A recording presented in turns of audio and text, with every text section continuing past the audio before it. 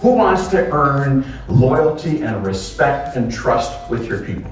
Put your hands up. Trust and loyalty and respect cannot be earned from sending a text.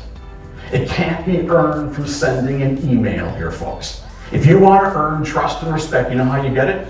Your day-to-day conversations that you have with individuals. That's how you actually get it out there. Good charisma, he's got good personality, and that's important for listening to someone for 2 hours. It's great. Even though it's common sense, you got to do it. It was very motivational just to bring back a lot of the knowledge to your team and want them to feel valued and have that integrity around your workplace. Good reminders that you have to be intentional. Some of the stuff he talks about is talking about how do we gauge our team for what they need, and how do we respond then to what they're telling us by putting the onus on us to say, how can I help you, rather than why aren't you doing things my way? I think that helps a lot to have that mindset. All I wanted was a 6-inch spicy Italian on wheat at Subway. That's all I wanted, folks. Is that a difficult request? You wouldn't think so. Young looking gal pulls out a loaf of bread and she cuts it into 8 inches and 4 inches. She stares at it, throws both loaves away. And I'm thinking, oh, you had another chance. She pulls out another loaf of bread. This time she gets better, 7 inches and 5 inches. And I'm thinking, isn't there a tape measure to help this person out?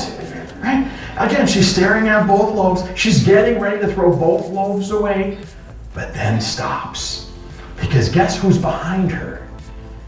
The supervisor. Now, how do I know it's the supervisor? He had 40,000 keys just swinging from his hips.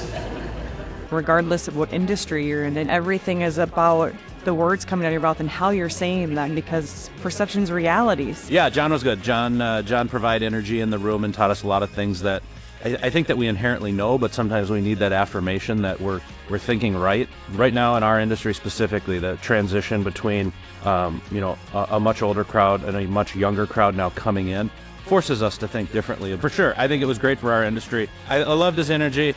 Loved his anecdotes, his stories, totally relatable. Here's something else you said many, many years ago, okay? You'll pay for training, whether you intend to or not. Whoa. Now think about that for a couple moments. If you're gonna say we don't have time to train, how are you gonna pay for the training? Mistakes, errors, overages, lost business, or deterioration of relationships. I had John 2 years ago, and I love the way he interacts with the audience, has a passion for what he talks about, and just learning what it takes to be a great leader and how to communicate well.